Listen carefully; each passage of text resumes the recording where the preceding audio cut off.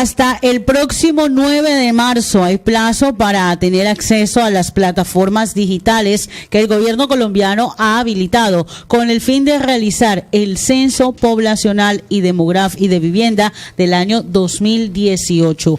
Un conteo, una recopilación de información que desde hace más de 20 años no se realizaba en el país con estas características. Se han realizado mediciones, pero no con estas características muy puntuales y con estos objetivos concretos, precisamente para la socialización de este censo poblacional y de vivienda 2018. Nos acompaña a esta hora de la mañana el director técnico de Censos y Demografía del DANE. Él es el economista Eduardo Freire Delgado, quien realiza una correría por el departamento de La Guajira. Doctor Freire, muy buenos días, bienvenido a Guajira Estéreo. Muy buenos días a Guajira Estéreo y muy buenos días a los oyentes de esta importante emisora en el departamento. El censo, el polémico censo que ha desatado bastantes controversias a nivel nacional, pero sobre todo en las redes sociales, donde se dice y se desdice sobre esta iniciativa. Datos puntuales que los colombianos deben conocer antes, que los guajiros deben de conocer antes de decidir si lo toman o no. Bueno, varios temas. Digamos que hoy el país está avanzando en la realización de la operación estadística más compleja y más importante que este país y cualquier país adelante en el mundo. Hacer un censo de población y vivienda, hacer un censo nacional de población y vivienda, es pensar que estamos recolectando la información sobre cuántos somos, dónde estamos y cómo vivimos los residentes en este país, que es información fundamental para tomar las decisiones de política social y económica en los próximos 10 años. Nosotros el censo anterior lo hicimos en el año 2005, es decir, hace 13 años hicimos el censo. Este va a ser ahora en el 2018 y entonces esto es un proyecto país, esto es un proyecto donde todos los residentes en el territorio colombiano, colombianos y no colombianos, efectivamente debemos aportar la información necesaria. Usted dijo muy bien, nosotros ya estamos en censo, estamos en lo que hemos denominado la primera fase del censo, que es el censo electrónico. El censo electrónico es la primera vez que se utiliza en este país los mecanismos virtuales para recolectar información. El ecenso.dane.gov es la primera vez que lo utilizamos. Es efectivamente un ejercicio pensado para facilitarle la vida a los colombianos. La herramienta que ha desarrollado el DANE para recolectar la información es una herramienta amigable, es una herramienta segura, es una herramienta que tiene ayudas correspondientes, por ejemplo, para si el hogar tiene personas que tengan diversidad funcional, visual o auditiva, la herramienta tiene lo correspondiente para ayudarle. Entonces los colombianos, efectivamente residentes y no residentes en este territorio, deben utilizar esta herramienta para proveerle la información correspondiente al DANE. Así es necesario recalcar que en 1993 se hizo también un censo que ha sido incluso tomado como base a lo largo de estos años, a pesar del 2005, en el que La Guajira salió un poco mal librada, por decirlo así, y otros departamentos de la región Caribe. Bueno, digamos que en materia de censos nacionales de población y vivienda, el DANE y Colombia tiene mucha tradición. Colombia es el país que más censos nacionales de población y vivienda ha hecho en el último siglo, ¿no? Entonces nosotros hicimos censo efectivamente en el año 1964, hicimos censo en el año 1973, hicimos censo en el año 1985, 1993, 2005, en el año 2014 hicimos el censo nacional agropecuario y ahora estamos abocados todos los esfuerzos del país, de la institución y de la institucionalidad a sacar adelante el Censo Nacional de Población y Vivienda del año 2018. La información que generan los censos, como usted lo plantea, tiene muchísimos usos, pero en principio la gente debe entender que darle la información al DANE sobre las viviendas, los hogares y las personas va a proveer efectivamente los insumos necesarios para que las decisiones de política pública se tomen con la información correspondiente, cómo se suministran servicios públicos, cómo está el proceso de suministro de los servicios de educación, de salud, efectivamente es con base en esta información, cómo está compuesta la pirámide poblacional de este país, si somos más jóvenes, si somos más adultos. Eso es lo que recoge el Censo Nacional de Población y Vivienda para que los tomadores de decisión hagan lo correspondiente. Bueno, doctor Freire, este es un censo que se está desarrollando vía virtual. ¿Cuál es la meta poblacional en cuanto a personas u hogares para censar a través de la plataforma de Internet? Aquelidad, eso es muy importante. Mire, esta es la primera fase. Como usted lo dijo al comienzo, esto empezó el 9 de enero y termina el 8 de marzo. Estamos haciendo 2 meses en este ejercicio, ¿cierto? La fase presencial, la fase que todo el mundo tiene presente, que vamos puerta a puerta, va a empezar a partir de los primeros días de abril y hasta final de junio. Entonces, en la fase virtual y en la fase presencial nos vamos a asegurar efectivamente de recolectar la información de todas las viviendas, los hogares y las personas en este país. Para el componente del censo electrónico, la meta que nos hemos propuesto es una meta que está acorde con lo que otros países en el mundo han hecho cuando desarrollan por primera vez esta herramienta, ¿no? Esto del censo electrónico es una buena práctica a nivel mundial. Cada vez más países utilizan mecanismos electrónicos para recolectar la información. Corea del Sur, Canadá, Estados Unidos, Australia, muchos países ya utilizan esa herramienta. El caso colombiano, en función de la experiencia que tiene el mundo de cuál es la cobertura que un ejercicio como estos arroja la primera vez, teniendo en cuenta el uso y penetración que tiene el país, le estamos apostando a que 2 millones de hogares en todo el territorio colombiano le reporten como mínimo la información al DANE utilizando este tipo de mecanismos electrónicos. Teniendo en cuenta la baja conectividad que hay en sectores rurales en Colombia en cuanto al acceso a Internet. Así, teniendo en cuenta todos los factores de incluso uso urbano, ¿no? Sí, teniendo en cuenta todos los factores de uso y penetración de TICs, entonces, uno cuando hace ese ejercicio, y es bastante reconfortante, por ejemplo, poder reportar que hoy en todos los municipios de este país ya hay hogares que le han rendido información al DANE utilizando los mecanismos electrónicos. Eso ya es muy diciente. ¿Qué porcentaje de esta meta se ha cumplido? En todos los municipios de este país, ¿no? Cuando uno mira ya con las desagregaciones geográficas que el país corresponde, pues efectivamente están asociados a dónde está más concentrado el uso y penetración de los TICs, ¿cierto? Entonces, por ejemplo, en esa línea tenemos más personas que le han reportado al TICS, al censo electrónico en Bogotá, en Antioquia, en Valle del Cauca, pero al final todos los departamentos tienen efectivamente información relacionada. En el caso de La Guajira, por ejemplo, que es muy importante, efectivamente que los residentes en el departamento sepan efectivamente que ya aquí hay personas que le han reportado al DANE utilizando este mecanismo.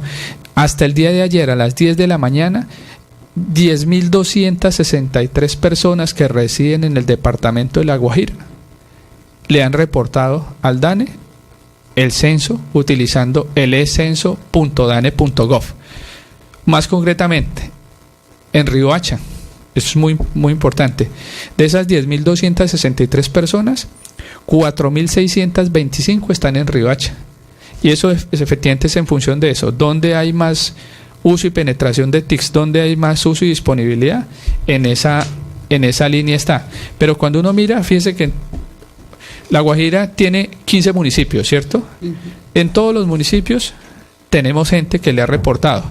El mayor número está en Riohacha, como ya les dije, 4.625, ¿cierto? Pero Maicao, por ejemplo, tiene 1.931 personas, Fonseca tiene 666 personas, Distracción tiene 647 y así sucesivamente. Y el municipio que menos personas tiene con reporte para el censo electrónico en el departamento de La Guajira es La Jagua del Pilar, con 68 personas. Entonces usted mira ahí y efectivamente es donde hay más disponibilidad de uso y penetración, hay respuesta, pero lo interesante es que si usted mira, al final es una herramienta que los hogares y las personas residentes en La Guajira están utilizando y eso es bienvenido. Yo ahí quisiera hacer solamente una recomendación y está relacionada con nosotros los funcionarios públicos, los servidores públicos. El censo electrónico es una herramienta voluntaria para todos los residentes en este país, ¿cierto?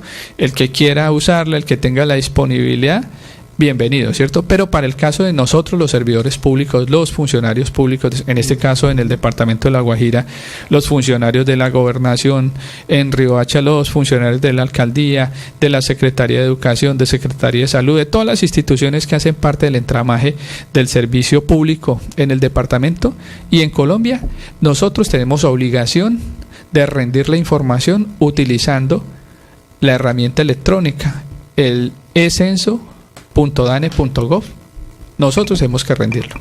Estamos con el director técnico de Censos y Demografía del DANE, el economista Eduardo Freire Delgado, hablando sobre el censo, la primera fase del censo poblacional que se realiza en este año 2018. Ha notado usted un punto importante, doctor Freire, y tiene que ver precisamente con los estándares internacionales. Se realiza electrónico y usted lo señalaba en países como Corea, Canadá, Estados Unidos, Australia. No vamos a discutir la conectividad en esos países, pero sí se ha recomendado por diferentes organismos a nivel internacional sobre la realización de censos en el marco de procesos electorales. La recomendación general ha sido de que no se realicen ese tipo de iniciativas en el marco de procesos electorales como el que está viviendo Colombia en este primer semestre de 2018. ¿Por qué hacerlo para esta época? Bueno, son varias cosas. Digamos que el DANE es una institución efectivamente que tiene muchísima tradición y experiencia en producir información estadística, ¿no? Nosotros tenemos 65 años de estar produciendo información estadística. Eso nos ubica como la segunda institución en América Latina con más tradición en producir información estadística. Las recomendaciones internacionales dicen efectivamente que cuando uno hace este tipo de recolecciones tiene que tener presente ciertas situaciones y generar las medidas preventivas que permitan hacer control respecto de ese tipo de eventos, ¿cierto? En el caso de Colombia es un país democrático. Colombia es un país que desarrolla procesos electorales normales y procesos electorales atípicos, ¿cierto? Eso, nosotros pedimos una certificación a la registraduría y en promedio en este país hay cerca de 40 procesos electorales normales y atípicos en todo momento, ¿cierto? Y entonces, si efectivamente producir información estadística no pudiera ser un ejercicio que uno lo blinde de ese tipo de procesos mediante mecanismos transparentes de participación, utilizando el tema de las TICs, imagínense, nosotros no podríamos estar produciendo todos los meses información de mercado laboral, todos los meses información sobre los precios al consumidor, todos los meses sobre el comportamiento de la industria, el comercio, de más de 70 operaciones. Entonces, el DANE ha desarrollado ya todos los mecanismos que permiten efectivamente adelantar estos procesos de recolección de información, análisis y producción de resultados en medio de cualquiera de las situaciones que son propias de un país como Colombia. Claro, pero es que la inquietud de la ciudadanía y de muchos sectores es que precisamente a pesar de la experiencia, a pesar de la capacidad institucional que tiene el DANE reconocida no solo a nivel nacional sino a nivel internacional para procesos como el del censo, se ha realizado una capacitación especial a una población especial, a nuevos funcionarios que podrían ser interpretados por sectores contrarios al gobierno, incluso contradictores al gobierno a nivel internacional, de que se estaría pues manejando un poco la cosa para favorecer políticamente al Estado. Bueno, digamos que también el hecho de aplicar el censo en este momento responde efectivamente a las buenas prácticas y a las recomendaciones internacionales de las que les hablé antes, ¿no? Las recomendaciones internacionales dicen que los países deben adelantar censos en periodos de tiempo de 10, 11 y 12 años como máximo, ¿cierto? Nosotros hicimos el último Censo Nacional de Población y Vivienda en el año 2005, es decir, vamos a completar 13 años donde efectivamente el país necesita actualizar esa línea de base. El mundo hace censos por rondas, como decimos nosotros en temas técnicos, ¿cierto? Las rondas son los años empezados en cero. Entonces, el mundo, por ejemplo, en este momento está terminando la aplicación de los censos del año 2010. del 2010, ¿cierto? No aplicar el censo en este momento para Colombia sería básicamente incumplir esa norma y esa recomendación que dice que tenemos que estar en esa ronda, porque los censos son importantes para el país como tal, darse cuenta cómo se ha transformado su pirámide poblacional, qué cambios ha sufrido efectivamente las viviendas, los hogares y las personas que residen en el territorio correspondiente, pero también es necesario para efectos de la comparación internacional. El mundo ya está cerrando la ronda 2010, no hacer el censo en ese nos convertiría efectivamente, como decimos nosotros, en un paria estadístico. En América Latina hoy el único país que no va a hacer censo en esta ronda es Haití, por sobradas razones, me imagino que ustedes las entienden. Haití sufrió un terremoto, Haití sufrió procesos políticos fuertes también. Y Haití entonces no tiene efectivamente en este momento la infraestructura necesaria para adelantar como una operación como esta. Y el último país que va a entrar en esa ronda del 2010 es Colombia, y efectivamente Guatemala y Nicaragua, y ahí estaríamos en el ejercicio. Entonces, digamos que hacer el censo ahora es un tema de una determinación de carácter técnico que le permite a este país tener información actualizada para la planeación social y económica de los próximos 10 años, que es fundamental. Con el Censo Nacional de Población y Vivienda se toman todas las decisiones respecto de cómo se distribuyen los recursos en las regiones, cómo se distribuyen los recursos para los grupos étnicos en este país. Entonces eso es muy importante, poder adelantar ese tipo de operaciones. Director, ¿cómo va a trabajar el DANE para efectos de esta primera etapa del censo con el tema, o más bien con la segunda etapa que ya es presencial, el tema de la diversidad étnica en el país, el tema de las poblaciones de difícil acceso, el tema de las comunidades monoparlantes que hablan su lengua nativa? ¿Cómo se va a trabajar esto para que de verdad sea incluyente y real de lo que ocurre en los territorios? Kelia, vea, muy importante esa pregunta. Mire, este censo se diseña y se viene desarrollando con un principio, y es que el censo tiene que tener efectivamente una característica de profundamente incluyente respecto de los pueblos étnicos que habitan este país, y eso significa indígenas, negros, afrorraciales y palenqueros, ron y gitanos, ¿cierto? Con estos grupos el DANE adelantó un proceso de consulta y concertación en el marco de la institucionalidad que para este tema existe en el país, con los pueblos indígenas, la Mesa Permanente de Consulta y Concertación y sus organizaciones, con el mundo negro, afrorracial y palenquero, el Espacio Nacional y las comisiones correspondientes, con el mundo gitano, la Comisión Nacional de Diálogo. Y en todos esos escenarios, la consulta y concertación estuvo dirigida a dos líneas de trabajo. Primero, por identificar en el cuestionario censal preguntas que permitan efectivamente hacer la caracterización de esos grupos étnicos, y eso comprende tres cosas básicamente. Unas preguntas de territorio, es decir, poder ubicarlos físicamente en el territorio, en territorios que son perfectamente reconocidos, normalmente reconocidos, y en territorios que ellos declaran efectivamente como ancestrales o correspondientes a sus pueblos, ¿cierto? El otro tema es el autorreconocimiento, y en el autorreconocimiento se ha trabajado bastante. Por ejemplo, en el caso del pueblo Guayú, además de identificar que son indígenas, vamos a poder identificar el pueblo, que es el Guayú, y adicionalmente vamos a poder identificar los clanes que hacen parte de ese pueblo. Y algo que usted dijo, Kelia, que es muy importante, y es que los pueblos indígenas, gran parte de ellos tienen lengua, y en el caso de la lengua, entonces ese cuestionario también tiene preguntas relacionadas con eso, porque todas esas preguntas en general van a asegurar la pervivencia de los pueblos en materia de tener información estadística que los haga visibles. Y el otro componente de la consulta y concertación fue cómo ellos van a participar en el proceso, ¿cierto? Entonces, en materia de comunicación, por ejemplo, efectivamente se ha concebido que se desarrollen las piezas necesarias para los pueblos que tienen lengua, ¿cierto? En materia de la recolección de la información, las personas que van a hacer recolección en territorio de esos grupos étnicos son personas de las mismas comunidades ya están en que proceso ellos de capacitación. proponen, exactamente, y el DANE efectivamente hace un entrenamiento pertinente a esas comunidades. Y como usted lo dijo muy bien, la primera condición que esa persona tiene, que han propuesto las mismas comunidades, es que sea bilingüe, decimos nosotros, que hable el español y que hable la lengua de los pueblos, para asegurarnos efectivamente que la información se recoge de manera manera correspondiente a asegurarnos que tenemos la información de todas esas comunidades, de todas esas personas y de esas viviendas. Y adicionalmente, en el marco de la consulta y concertación hicimos una cosa que es muy valiosa en términos de visibilidad de los pueblos, y es algo que nos llamamos la cartografía social.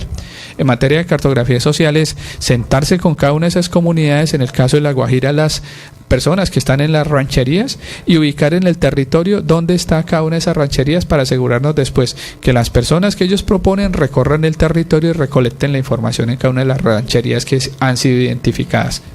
Se está hablando en las redes de diferentes aspectos de este censo, incluso en temporada política se ha dicho que realizarlo virtual podría favorecer o afectar los resultados electorales.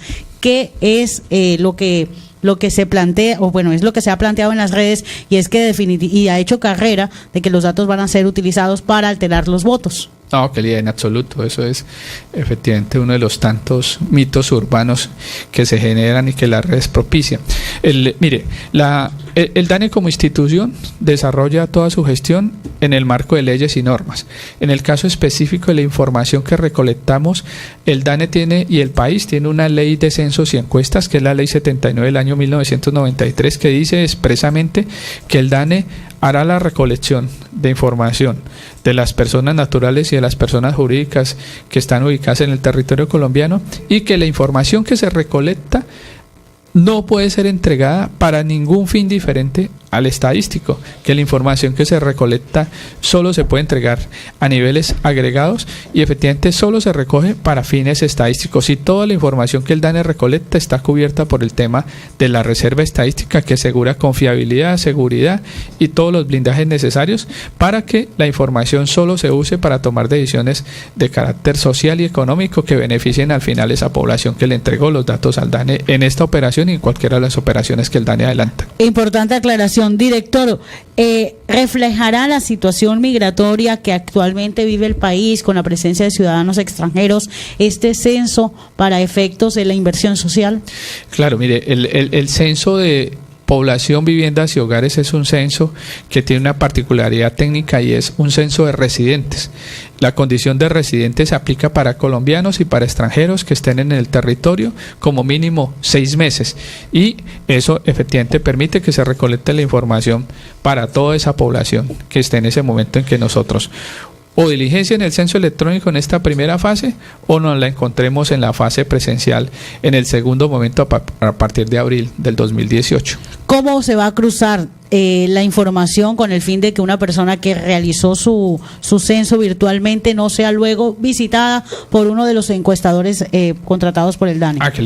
Cuando alguien diligenció el censo electrónico, que dicho de paso, una sola persona puede rendir la información de todo el hogar, ¿cierto? Ya en la fase presencial, el DANE le va a hacer una visita muy cortica, que tiene una particularidad. Primero, verificar el código que le ha sido entregado a través del mecanismo electrónico, ¿cierto? Y con base en eso, ponerle el sticker de censado a esa edificación o a esa vivienda. Entonces, eso es una situación. Tiene una visita corta también porque los hogares pueden haber presentado cambios en alguna situación demográfica. En este país, recuerden, todos los días alguien nace, todos los días alguien se muere, todos los días alguien llega a nuestro hogar o sale de nuestro hogar, ¿cierto? Nosotros podemos cambiar de vivienda, es decir, yo pude haber diligenciado el censo de Medellín y ahora estoy viviendo en Riohacha o viceversa. Esas situaciones son las que uno detecta en una visita muy rápida que le hacemos a los hogares que rindieron el censo electrónico. Para esa visita no necesita que estén todas las personas del hogar, pueden dejarnos simplemente el número correspondiente y hacemos la verificación.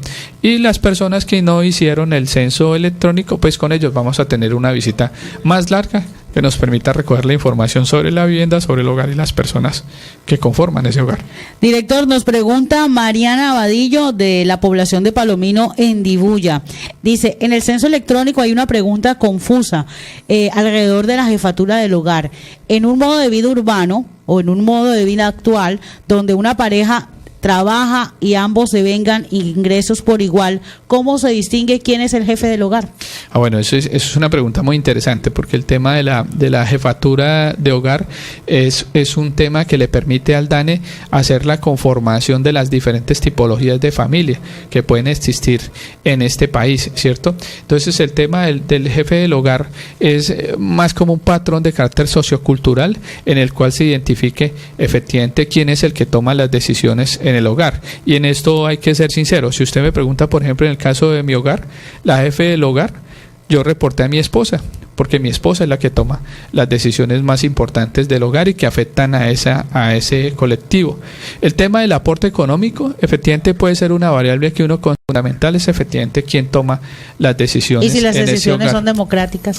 Digamos que para efectos estadísticos es pertinente que el IA escoger uno, porque de esa manera, y eso no significa efectivamente que se le estén quitando los derechos de decisión a una u otra persona, simplemente es para un proceso estadístico que ¿y se estaría variando de alguna forma el resultado final sobre toma de decisiones, por ejemplo? No, sabe que no, en absoluto. Cuando uno hace la revisión del tema de jefatura del hogar a través de los censos, cada vez efectivamente la mujer ha adquirido el carácter de jefatura del hogar, porque efectivamente es la que toma las decisiones en el hogar. Las jefaturas compartidas, como usted dice, son parte del tema del ejercicio democrático, pero en esto son las mujeres las que toman las decisiones. Muy poca democracia. Director, ¿qué estrategias se han usado a nivel regional, además de esta visita a medios, para sensibilizar o concientizar a la población sobre la importancia que tiene censarse? Digamos que el DANE ha hecho un esfuerzo grandísimo en diferentes frentes, propiciando primero efectivamente la participación de las personas de cada municipio en lo que va a ser el ejercicio censal, porque es muy importante que las personas que recolecten la información en los municipios sean del municipio, y para eso se hizo ejercicios. Hemos efectivamente hecho también una campaña con grupos focales, como decimos nosotros. Entonces en cada ciudad se han hecho las reuniones correspondientes con los gremios del sector privado, con las empresas más importantes del sector privado. En el caso de La Guajira hemos hecho efectivamente lo que yo les comenté antes, el proceso de consulta y concertación con los grupos étnicos, con los grupos Wayuu. En eso hemos venido trabajando, por ejemplo, con ese grupo étnico desde el año 2016 en consulta y concertación, ¿cierto? Y adicionalmente, pues también el mecanismo de comunicación y sensibilización. Nos hemos beneficiado de este tipo de situaciones cuando los medios de comunicación nos invitan efectivamente a participar y nos permiten hacer la difusión de estos mensajes tan importantes relacionados con la participación en esta operación, que es estratégica para que este país recolecte la información de las viviendas, los hogares y las personas que van a soportar las decisiones de carácter social y económico en la próxima década. Director, muchas gracias y estaremos atentos a la culminación de esta primera fase del censo y al inicio de la segunda. Muy amable. Muchísimas gracias, Kelia. Muchísimas gracias a los oyentes de esta importante emisora. Y una última recomendación: pedirle a los hogares, a los residentes del departamento de La Guajira, a los residentes en el distrito de Riohacha, utilizar la herramienta. Es fácil, es segura y facilita la vida para rendir la información sobre el Censo Nacional de Población y Vivienda. Y a los servidores públicos, recordemos, colegas, que esto es una obligación para nosotros, utilizar esa herramienta y rendirle la información que el DANE está recolectando para este Censo Nacional de Población y Vivienda. Obligatorio para servidores públicos el censo electrónico, voluntario para el resto de la ciudadanía. Escoger un jefe de hogar para efectos estadísticos, y que la información va a ser solamente para los efectos que establece la ley. Lo que se recolecte en el censo va a ser para la planificación de inversiones, de obras, de todo tipo de decisiones del Estado, y no para fines políticos. Son algunas de las aclaraciones que ha hecho aquí en Guajira Estéreo el director técnico de Censos y Demografía del DANE, el economista Eduardo Freire Delgado, a propósito de la cercanía de la fecha de culminación de esta primera fase del censo, la fase virtual que terminará el próximo 9 de marzo.